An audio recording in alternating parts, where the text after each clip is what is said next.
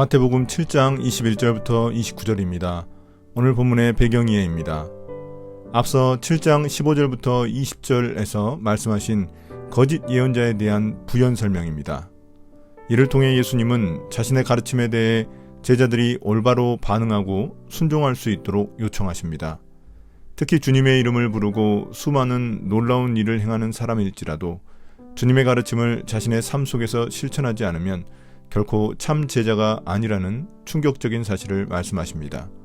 마지막으로 집을 짓는 건축과 관련된 비유를 통해 예수님의 가르침을 듣고 그대로 순종하는 자가 참 제자가 될 수 있다고 말씀하십니다. 7장 21절부터 23절입니다. 거짓 제자는 누구인가? 나더러 주님 주님 하는 사람이라고 해서 다 하늘나라로 들어가는 것이 아니다. 하늘에 계신 내 아버지의 뜻을 행하는 사람이라야 들어간다. 그날에 많은 사람이 나에게 말하기를 주님, 주님, 우리가 주님의 이름으로 예언을 하고 주님의 이름으로 귀신을 쫓아내고 또 주님의 이름으로 많은 기적을 행하지 않았습니까? 할 것이다. 그때 내가 그들에게 분명히 말할 것이다. 나는 너희를 도무지 알지 못한다. 불법을 행하는 자들아, 내게서 물러가라. 예수님은 열매로 알 수 있는 참 제자와 거짓 제자가 누구인지 설명하십니다. 참 제자는 입으로만 주님 주님 고백한다고 되는 게 아닙니다. 또한 주님의 이름으로 예언도 하고 귀신도 쫓아내고 많은 기적을 행한다고 참 제자가 되는 것도 아닙니다. 참 제자는 하나님 아버지의 뜻을 삶 속에서 행하며 좋은 열매를 맺는 자입니다. 그런 제자만이 하나님 나라에 들어갈 수 있습니다. 이처럼 참 제자의 기준은 신앙 고백이나 종교적 활동이 아닙니다. 아무리 주님 이름을 수없이 부르고 놀라운 기적을 행하더라도 하나님의 뜻대로 삶 속에서 순종하지 않는다면 모든 것은 불법을 행하는 것입니다. 그들이 주님의 이름을 부르며 수많은 일을 할지라도 주님은 그들을 알지 못한다며 관계를 인정하지 않으십니다. 7장 24절부터 29절입니다. 반석 위에 집을 세우는 사람. 그러므로 내 말을 듣고 그대로 행하는 사람은 반석 위에다 자기 집을 지은 슬기로운 사람과 같다고 할 것이다. 비가 내리고 홍수가 나고 바람이 불어서 그 집에 들이쳤지만 무너지지 않았다. 그 집을 반석 위에 세웠기 때문이다. 그러나 나의 이 말을 듣고서도 그대로 행하지 않는 사람은 모래 위에 자기 집을 지은 어리석은 사람과 같다고 할 것이다.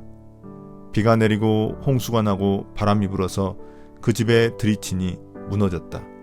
그리고 그 무너짐이 엄청났다. 예수께서 이 말씀을 마치시니 무리가 그의 가르침에 놀랐다. 예수께서는 그들의 율법학자들과 달리 권위 있게 가르치셨기 때문이다. 이제 참 제자에 대한 예수님의 마지막 설명이자 결론입니다. 집을 짓는 두 종류의 건축가를 예로 듭니다.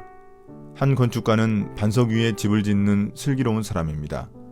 이 사람이 바로 예수님의 가르침을 듣고 그대로 행하는 참 제자입니다. 반면 또 다른 건축가는 모래 위에 집을 짓는 어리석은 사람입니다. 이 사람은 예수님의 가르침을 듣기는 하지만 그대로 행하지 않는 사람입니다. 두 사람의 운명은 달라집니다. 반석 위에 세운 집은 비, 홍수, 바람이 불어도 집이 무너지지 않는 것처럼 예수님의 말씀을 듣고 순종하는 사람은 시험과 유혹에도 견뎌낼 수 있습니다.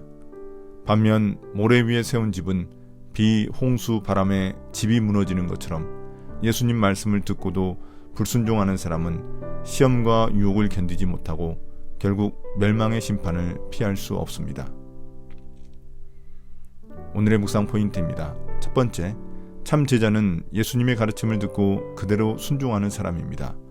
아무리 수많은 종교적 활동을 하고 주님의 이름을 수없이 부르고 사람들에게 큰 영향을 끼치더라도 삶 속에서 주님의 뜻을 행하지 않으면 주님과 관계없는 자가 되어버립니다.